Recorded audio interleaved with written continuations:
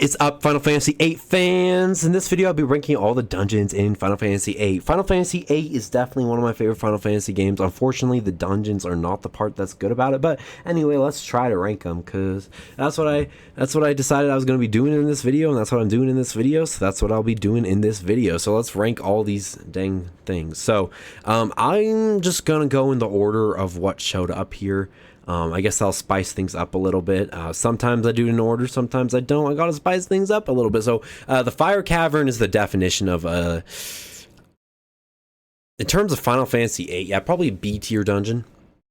It's pretty good. I like the little time limit. I like that it's a tutorial dungeon.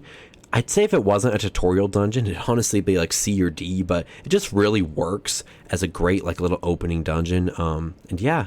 It's nice. The Ifrit battle's decent. I like that you go in with Quistis and all that crap. So it's pretty decent and it's pretty good. Ragnarok, definitely one of the best in the game. That whole sequence is just fantastic. It's bizarre in the best way possible, and it's just really good. I really like the Ragnarok. One of the best sequences in the Final Fantasy series with some of that stuff that happens on the Ragnarok. So I'm saving the S plus tier for one dungeon in this game, but the Ragnarok is probably one of the best in the game. Pretty likely one of the best in the game. Lunatic Pandora is another one that's like crazy and zany and all that fun stuff. I think I'll throw it in A tier. I think it's a pretty good dungeon. The aesthetic is awesome. The boss fights are cool. Beating up Safer and all that jazz. It's cool. I mean, it's a pretty good dungeon. It's short and sweet too, but it does everything I want to see in a decent dungeon. So yeah. You didn't see me do that. Next we've got Centra Ruins. Centra Ruins. Sucks. You get Doom Train here. I think that's about it, if I remember. No, wait, is that No, that's Centra Excavation. Wait, what even? See, this is what I'm at. This is a point I'm at in Final Fantasy VIII. I love the game, but what is the Centra Ruins? Like, what is this? You get Odin here? This thing. Oh, this is the Tonberry place? Never mind, my bad. I was thinking of Central. Okay, this goes in F tier. That sucks. You can just get Doom Train here. Now, this bad boy, I like this place. I'm actually going to throw that in A. I like Odin. I like the Tonberries. I like that you can get 2 GFs here. Sorry, guys. I swear I love FF8. I just got the 2 Centras mixed up. But anyway, Centra Ruins is a pretty great dungeon. One of the better ones in this game. And yeah, I guess maybe the problem, I don't know. I think the dungeon quality in this game actually isn't too bad. I think it's just there's not that many of them. Not as many memorable ones. But now that I'm looking at this, I mean, there's some pretty good ones. I mean, yeah, anyway. Central Ruins, yeah, we've got 2 GS you can get here. Cool fights, cool boss battles, all that jazz. So you know what? I can't say anything but that I like this place. So yeah. All right. The Deep Sea Research Center is definitely one of the best in the game. I will throw that right there. Yeah, this place is awesome. One of the hardest dungeons in the Final Fantasy series, to be honest. At least I'd say counting MMOs, it's not even close. But in the single player ones, I mean, FF11 has pretty much all the hardest dungeons in the series, to be fair. But FF8, in terms of, yeah, it's a good dungeon, and you've got some crazy fights. You've got some difficult just enemy encounters, and it's just an awesome place. And at the bottom you get Eden, which is nice, and I think you get Bahamut at some point in this one too. So yeah, it's just really cool dungeon overall. Tomb of the Ancient King, I will throw right here in the B tier. It's nice. You get the Brothers GF. It's a decent enough little place, and I think it does the job that it's setting out to do pretty well. So yeah, pretty dang good. Dailing City Sewers, I'm going to actually throw in the B tier. Usually I wouldn't go that high for a sewer dungeon, but what really stands out about this one is just the pacing of the game at this point. You're trying to go up and kill the evil sorceress, and the whole time you're just like, oh yeah, and you're just like going through these sewers, and it's like actually fun for some reason, and that's kind of nice. I mean, it's pretty cool that, I guess, yeah, it's a pretty good dungeon. All right, I'm actually going to throw some of these bad ones. Vienne Mountains, I'll throw in D. It's nice in that little flashback Laguna sequence, but it is not a good dungeon at all. It's pretty bad. Tears Point, I will throw right here. If you even remember what that place is, let me know down in the comments below. It's pretty boring. And actually, I'm going to move the Fire Cavern down to C tier because I think I need something in the C tier. And that's about...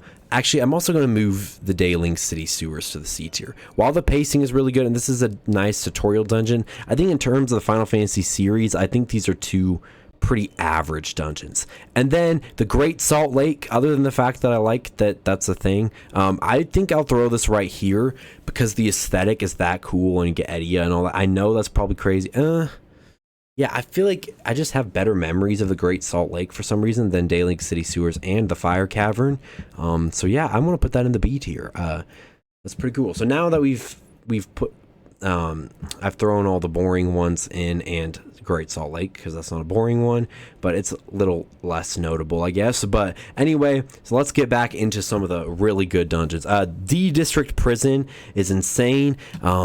It's one of the few times I can think of where you can die in the middle of a cutscene in Final Fantasy, so that's pretty funny. I guess FF16 kind of changes that, but what the frick? Like, why could I die in the middle of that cutscene? But anyway, other than that, it's a prison, and anytime you're doing a prison break in a video game, I like it. So we're gonna throw that in the A tier. I like prison breaks, and it's a fun little place. And Zell says some funny crap here. So you know what? I like the D District Prison. It's pretty good. The missile base is gonna go. Oh my gosh, how high do I want to put the missile base? I'm gonna put. You know, I'm going to move Central Ruins up to the S tier. I think in terms of the series, it's not an S tier dungeon, but in terms of Final Fantasy VIII, it is. So I think that's fair to say, but I'll put that there. I really do like that you get 2 GFs and grinding Talon berries is fun and all that stuff. So, I mean, that's pretty nice. I like that. So, yeah. And then,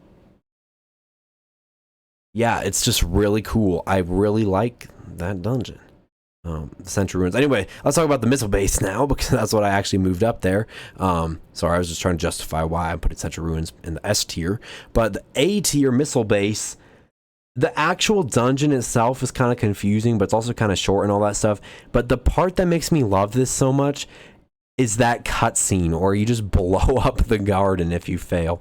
I don't know why, but that cutscene is so funny, and I feel like the place is confusing enough that pretty much like a lot of players will accidentally blow up the gardens, and it's just so funny to me. I don't know why, but I purposely fail every time I play this game just so I can see that again. I guess I could just look it up on YouTube, but it's more funny in context. But I think the missile base is great, and there's some good boss fights, and your parties are split, so it's cool. It's cool. But I mean, yeah, it's a pretty good dungeon. All right, Attack on the Gardens, which I'm saying, I'm considering this when you're like running around in like Galbadia Garden and you're fighting and like this part I'm going to put in the S plus tier. It is so epic. Like when Squall is like in the air punching people, Renoa's hanging off a cliff for like 40 minutes without falling off, which is so funny. One of my favorite just complete oversights in a video game. I think it's hilarious that Renoa just like hangs on that cliff for so long. I love everything about this place. Is just so fun. I mean, this is what, as soon as I heard that Seed, it's like a military school, this is the moment I was excited for. And those cutscenes, still have no idea how those were on a PS1. I mean, some of those cutscenes were crazy, bro. And yeah, I love Attack on the... I know that's not really a dungeon, and I guess I don't know why I consider this a dungeon, but not the Attack on Dalit a dungeon. But in case you're wondering, Attack on Dalit would be #1 on this list, like all the way on the top. But I was saving that more for the towns video, since I think that's, well, it's a town, but I guess the gardens are kind of towns. I don't know what I was thinking, but just know that the Attack on Dalit, if it were on this list, it would be all the way at the top, even above Ultimecia's castle. For me, I love that opening sequence in Final Fantasy VIII so much. Like I could play that so many times and not get sick of it. But Ultimecia's castle is a great second place, especially since I wasn't even going to consider Attack on Dalit anyway. So anyway, Ultimecia.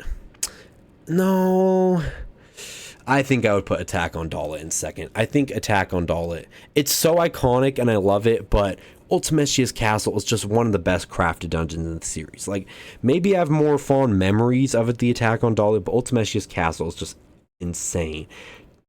Tons of boss fights. You have to get all your abilities back and all that crazy stuff. Yeah, never mind. Ultimechia's Castle is definitely number one. I guess I was smoking some meth crystals there or something. But anyway, Ultimechia's Castle just...